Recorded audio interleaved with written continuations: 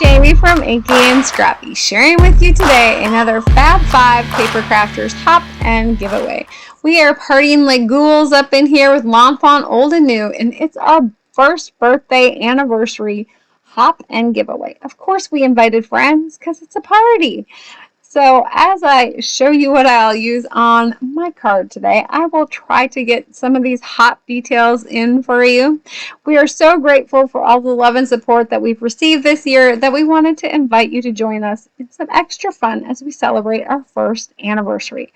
Come and hop along with us and some of our friends as we celebrate our birthday and anniversary party.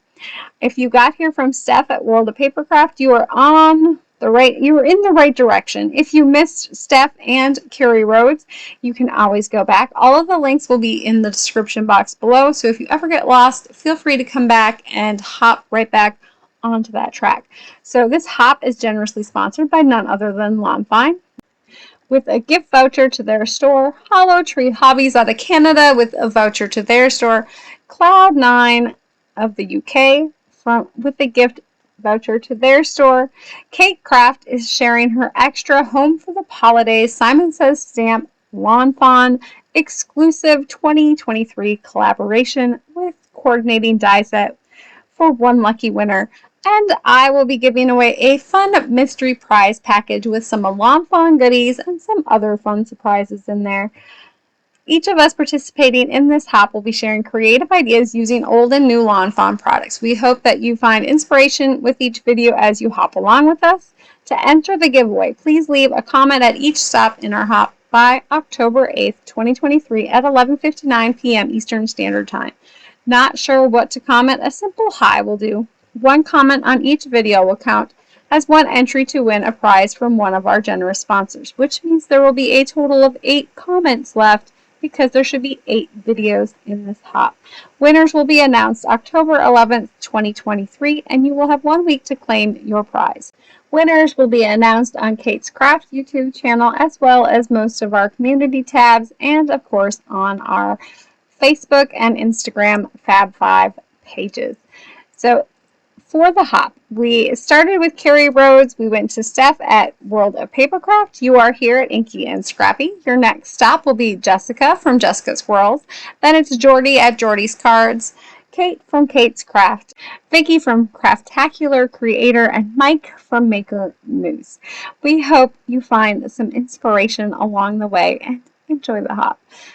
So back to my creation. So I've ink blended on my already foiled panel here. So this is the pre-foiled starry paper pack from Lawn Fawn. It's the darkest blue that's in there. It wasn't dark enough for me, so to darken it up and give it a little bit more, depth in color, I guess, I brought in my Distress Oxides, Black Soot, Chipped Sapphire, and Dusty Concord. I'm also going to bring in that Dusty Concord ink blending tool to add a little bit of color to my trees there. It just makes them not flat black like, I don't know, the whole panel is.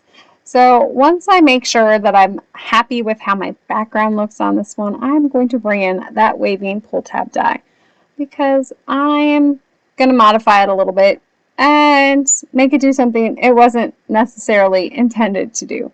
I also need to make sure that I don't have anything in the way. So I'm just chipping off that lowest branch. I don't think it would have mattered in the end, but I really didn't want them to end up running into another piece of paper and then getting stuck. So my way to just make sure that wasn't going to happen right away was just to remove that branch. I just took out the chainsaw and cut that branch off, and then I didn't have to worry about hitting my head on it. It was all good. So I'm bringing in that die that comes with the Snow Much Fun stamp set, or that Snow Much Fun die set, really, for the waving pull tabs. I'm also going to bring in the arms for that one and cut them out on some clear acetate, as well as bring in the top piece from the waving pull tab set and that, I guess it's called a stencil piece, but it's really just a cutting guide. So I'm going to line it up, and of course, because I'm putting my waving pull tab a little differently than where it's maybe intended to go. This way I can kind of customize my length here, but using it as a guide to make sure that they line up properly. So I will die cut those out. I'm just going to fix any, how the tape pulls off a little bit of that ink. No big deal. I'm also going to line up the top of the panel on that top piece here because I want the notch cut out the same as the other and I want it to match. So I did save my top piece and I will save the piece that gets cut out of that top panel there. Now I'm going to bring in those arms from that Snow Much Fun die set and cut those out of some acetate, and then I'm going to cut the waving pull tab out of some extra heavy white cardstock here. I wouldn't have needed to ink that whole stretch there, but this is the first time I'm using it, so I, wasn't exactly sure how much was going to actually show. So I know that it's only probably going to be that top little bit there. I just really love ink blending, let's be honest.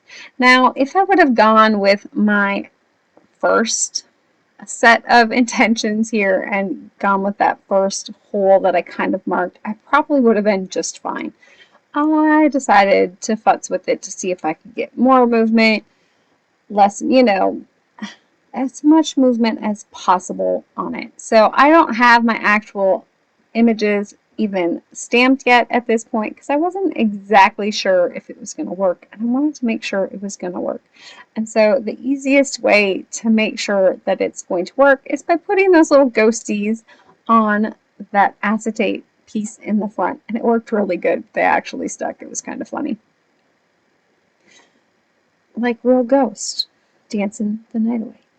Anyways, so I'm just going to play around with my placements. I just brought in my little mini hole punch and kind of added a hole where I thought it might work, and then if it was too high or too low, and then I adjusted it from there. Granted, I can move my little ghosts around to kind of give me a little bit more movement here and there and work that way. So if you're looking at doing something similar, you have some options and just don't worry about not getting it right the first time. I did come in with some highlighter tape to just cover up those holes to kind of act as like a band-aid over them so they didn't end up like breaking free. I didn't want them to merge and then have like a sloppy dance. I wanted them to be, dancing pretty. Anyways, once I was happy with the placement there, I'm going to glue that collar piece down, which will hold them in, and then check to make sure that they're still wiggling there. So once I was happy with my dancing arms, I colored and cut out all of my images. I will have that new color guide using my Oohoo bullet nib markers on my blog. If you are interested, it will be on the coordinating blog post and then of course on my Oohoo bullet nib color combos page individually. So I am just going to decorate my card. This is the fun part. Like all the work is done and all you get to do now is like dress paper dolls. It's my favorite part.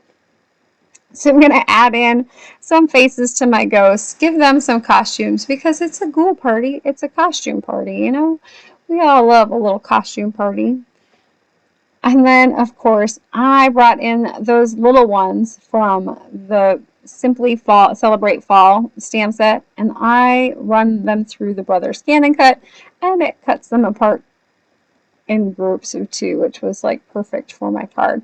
And using the other stamp sets that I found for decorating them. So using the little hats and some sunglasses and the little witch hat and all the things because, they all needed to have a little look, and that way I could make them be all dressed up and not have to worry about oversized ghost apparel.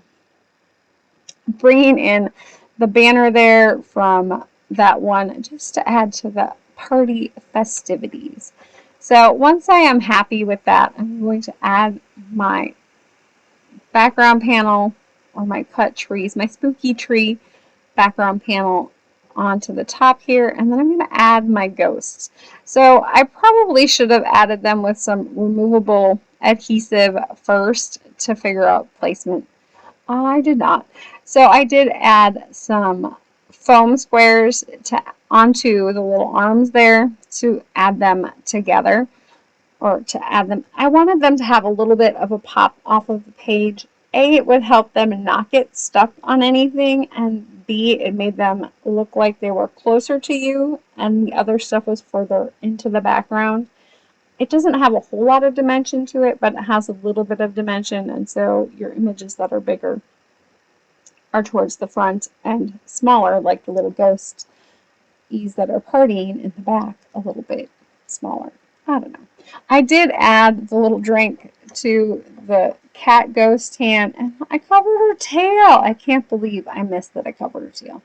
It might end up getting chopped and moved out so you can actually see her little cat tail in the finished card. I mean, I'm done with pictures, but it might happen yet. So I still had some leftover colored pieces, mainly because I stamped and colored way more pieces than I needed. I never know what's all going to fit on the front of my card. So I like to decorate the inside of the card with my leftover pieces. It helps me not have 5,000 leftover pieces. Yeah. And then I'm bringing in some stamps from that Booyah stamp set. So Booyah, Happy Ghoul Night. I just thought it worked for our hop title. I did bring in an extra sleeve on the bottom there just to stabilize it. I didn't want it to flop around too much. It probably would have been fine without. I did do some double-sided foam tape on the back there, so it gives enough wiggle room for that pull tab to work. I don't know if it was needed, but I like that extra wiggle room there.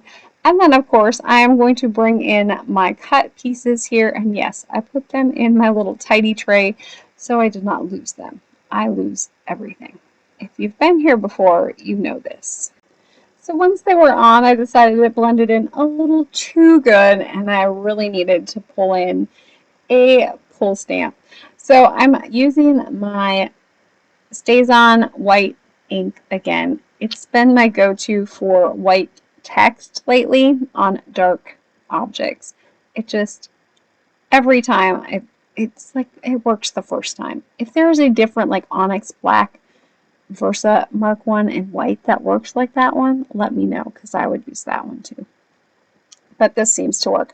I am bringing in some glossy accents for all of my glassware in this one, because, you know, it needs to be glossy. And then, of course, it also needs a little bit of glitter in my spiked beverages, because I almost forgot to glue down my little bottle of Booyah there. I'm pretty sure Keight spiked the punch. That's all I'm going to say. I will add some more glossy accents to my bubbling fizzy cauldron here, and of course a little bit of glitter as well, using my little reverse tweezers to add just the slightest amount. I didn't want a whole lot, I just wanted a little. And then, of course, once it is all dry, playing with it nonstop, because the dancing little ghouls are adorable. It's so fun to play with. I'm so happy it worked out. So give this one a try and let me know. Tag me on Instagram if you do give it a go. I hope you have an amazing day, and good luck.